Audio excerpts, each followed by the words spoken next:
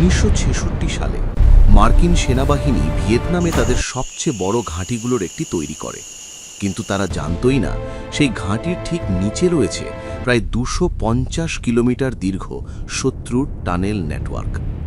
ঘাঁটির নাম কু চি base camp, সাইগনের প্রায় 30 কিলোমিটার উত্তর পশ্চিমে।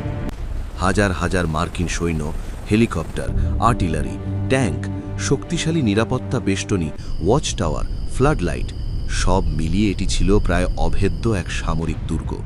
কিন্তু তারপরও প্রতিদিন রাত হলেই সেই ঘাঁটির ভেতরে সৈন্য মারা যেতে শুরু করল। প্রতিবার একই ঘটনা। রাত নেমেছে, হঠাৎ কোথাও বিস্ফোরণ, তারপর গুলির শব্দ, চারদিকে বিশৃঙ্খলা। সৈন্যরা যখন সেখানে পৌঁছায়, সব শেষ। কোনো পালিয়ে যাওয়া শত্রু নেই, কোনো পায়ের ছাপ নেই, কোনো লাশ নেই, শুধু মৃত আমেরিকান সৈন্য আর চারদিকে নিস্তব্ধতা। প্রতিদিন সকালে একই রিপোর্ট কমান্ডারের টেবিলে এসে পৌঁছায়। গত রাতে আবার হামলা, শত্রু অদৃশ্য হয়ে গেছে, কোনো সরাসরি সংঘর্ষ হয়নি। মাসের পর মাস ধরেই ঘটনা চলতে থাকে। কমান্ডাররা প্রতিদিন জঙ্গলে তল্লাশি চালায়, কিন্তু কিছুই পাওয়া যায় না। না কোনো শিবির, না কোনো সরবরাহ পথ। সব কিছু যেন ভূতের সঙ্গে যুদ্ধ করার মতো। তারপর একদিন একটি টহল দল বেসের তারের বেড়ার ঠিক বাইরে পাতার নিচে লুকোনো একটি ছোট গর্ত খুঁজে পায়। একজন ইঞ্জিনিয়ার হাঁটু গেড়ে বসে টর্চের আলো ফেললেন ভেতরে। টানেলটা নিচে নেমে গেছে, তারপর বাঁক নিয়েছে, তারপর অন্ধকারে হারিয়ে গেছে। সে উঠে দাঁড়িয়ে বলল, স্যার, মনে হয় আমরা সমস্যাটা খুঁজে পেয়েছি। কিন্তু তখনও কেউ জানত না এই বেস ক্যাম্পের ঠিক নিচে, ব্যারাকের নিচে, মেস হলের নিচে 250 কিলোমিটার দীর্ঘ টানেল নেটওয়ার্ক ছড়িয়ে আছে। আর পরবর্তী 9 বছরে এই টানেলগুলো ভিয়েতনাম যুদ্ধে অন্য যে কোনো একক যুদ্ধের চেয়েও বেশি আমেরিকান সৈন্যের মৃত্যু ঘটাবে।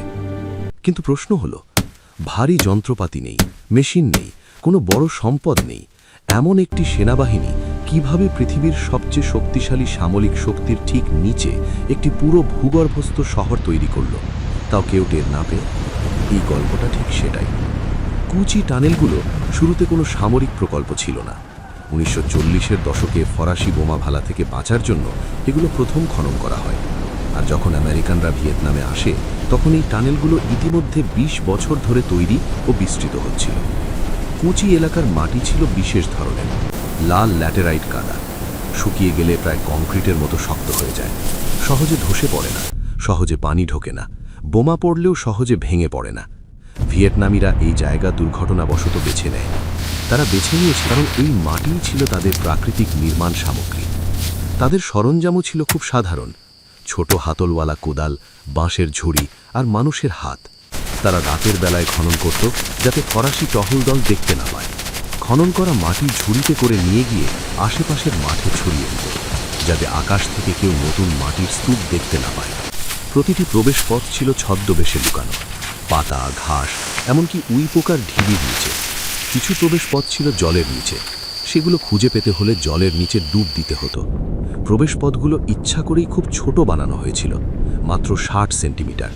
একজন ছোট গড়ের ভিয়েতনামি মানুষ ঢুকতে পারবে, কিন্তু একজন বড় আমেরিকান সৈন্য সহজে ঢুকতে পারবে না। 1960-এর দশকের শুরুতে যখন আমেরিকানরা আসে, টানেলের মূল নেটওয়ার্ক ইতিমধ্যে তৈরি ছিল, কিন্তু ভিয়েতকং দ্রুত বুঝে যায় তারা কাদের বিরুদ্ধে লড়ছে। পৃথিবীর সবচেয়ে শক্তিশালী সামরিক বাহিনী, অসীম অস্ত্রশক্তি, সম্পূর্ণ আকাশ নিয়ন্ত্রণ। ভূপৃষ্ঠে তাদের সঙ্গে লড়াই করা মানে আত্মহত্যা। তাই তারা নিচে চলে গেল, মাটির নিচে। তারা টানেলগুলো দ্রুত বিস্তৃত করল, গ্রামগুলোকে সংযুক্ত করল, সরবরাহ পথ যুক্ত করল, সবকিছু এক নেটওয়ার্কে পরিণত করল। তারা তৈরি করল 3 স্তরের টানেল। প্রথম স্তর মাটি থেকে প্রায় 3 মিটার নিচে, দ্রুত ওঠানামার জন্য। দ্বিতীয় স্তর 6 মিটার নিচে, ভারী বোমা ভালার সময় নিরাপদ।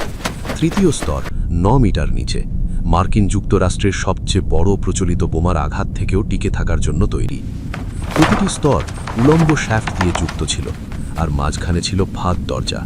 যদি আমেরিকানরা উপরের স্তর প্লাবিত করে, ভিয়েতকং নিচে নেমে যায়। যদি গ্যাস ছোড়ে, তারা আরও নিচে নেমে যায়। এই টানেল ব্যবস্থার প্রায় সব সমস্যারই সমাধান ছিল। কিন্তু এই টানেলগুলো শুধু পানা, এগুলো ছিল একটি পুরো ভূগর্ভস্থ শহর। হাসপাতাল ছিল, মোমবাতির আলোতে সার্জেনরা আহত সৈন্যের অপারেশন করতেন। রান্নাঘর ছিল, চতুর বায়ু চলাচল ব্যবস্থার মাধ্যমে ধোঁয়া কয়েকশো মিটার দূরে বেরোতো, যাতে কেউ ধোঁয়া দেখে টানেলের অবস্থান বুঝতে না পারে। অস্ত্র কারখানা ছিল, ধরা পড়া আমেরিকান গোলাবারুদ দিয়ে নতুন অস্ত্র তৈরি হতো। প্রিন্টিং প্রেস ছিল, প্রচারণাপত্র ছাপানো হতো। কূপ ছিল, পানির ব্যবস্থা ছিল, ঘুমানোর জায়গা ছিল, যেখানে হাজার হাজার মানুষ মাসের পর মাস সূর্যের আলো না দেখেই বাস করত। একসময় একসাথে 10,000 মানুষ কুচি টানেলের নিচে বসবাস করছিল। সেখানে জন্ম হয়েছে, বিয়ে হয়েছে, মৃত্যুও হয়েছে। আর উপরে হাঁটা আমেরিকান সৈন্যদের কিছুই জানা ছিল না। আমেরিকান সেনাবাহিনী টানেল ধ্বংস করার জন্য সব চেষ্টা করেছে। বোমা, গ্যাস, আগুন, কুকুর, কিছুই কাজ করেনি।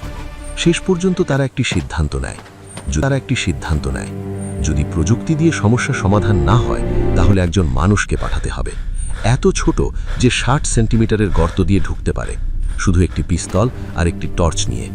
এই সৈন্যদের বলা হতো টানেল র্যাট। তারা টানেলে ঢোকার আগে প্রায় সব সরঞ্জাম খুলে ফেলত। না হেলমেট, না বডি আর্মার, না রাইফেল, কারণ সরু টানেলে রাইফেল ঘোরানোই সম্ভব নয়। তাদের কাছে থাকত একটি কোল্ট 1911 পিস্তল, একটি টর্চ, কখনো একটি ছুরি, এইটুকুই। পুরো আমেরিকান সামরিক শক্তি তখন নেমে আসে একটি পিস্তল আর একটি টর্চে। ভেতরে তারা যা পেয়েছিল তা ছিল ভয়ঙ্কর। পুঞ্জি স্টিক ভাত, বিষ বা ময়লা মাখানো বাঁশের ধারালো কাটে, মাটির নিচে লুকানো, হাত দিলেই কাঁটা হাত ভেদ করে ঢুকে যায়। সংক্রমণ অনেক সময় ক্ষতের থেকেও ভয়ঙ্কর হয়ে উঠত। কিছু দরজার সঙ্গে বাঁধা থাকত বিষাক্ত সাপ। দরজা খুললেই মাটির পাত্র পড়ে ভেঙে যেত, আর অন্ধকারে সাপটা আপনার জায়গায় ঝুলত বিষাক্ত সাপের বাক্স। পাতলা সুতো ছিঁড়লেই বাক্স মাথার উপর খুলে যেত। টানেলের ভেতরে ছিল ভিয়েতকং যোদ্ধারা, যারা এই টানেলগুলো নিজেদের গ্রামের মতোই ভালো চিনত। তারা অন্ধকারে এমন গতিতে চলাফেরা করত যেন অসম্ভব। কখনো টানেল র্যাটরা শুনত সামনে কেউ চলছে, তারা থেমে যেত, নিস্তব্ধতা। তারপর অনুভব করত কেউ তাদের পাশ দিয়ে অন্ধকারে চলে গেছে, হাতের নাগালের মধ্য দিয়ে, কিন্তু কোনো শব্দ নেই। এই যুদ্ধের মানসিক চাপ ছিল ভয়ঙ্কর। উপরে সৈন্যরা ভয়, ক্লান্তি আর মৃত্যু দেখেছে, কিন্তু নিচে অন্ধকার, সংকীর্ণ জায়গা আর অজানা ভয়। সবচেয়ে ভয়ঙ্কর ছিল নিজের নয় এমন শ্বাসের শব্দ শোনা। শেষ পর্যন্ত হিসাবটা ছিল এরকম: 9 বছর, $1 বিলিয়ন, পৃথিবীর সবচেয়ে শক্তিশালী সামরিক টেকনোলজি, আর তাদের বিরুদ্ধে শুধু কোদাল হাতে কৃষক। আর শেষ পর্যন্ত কৃষকরাই টিকে ছিল।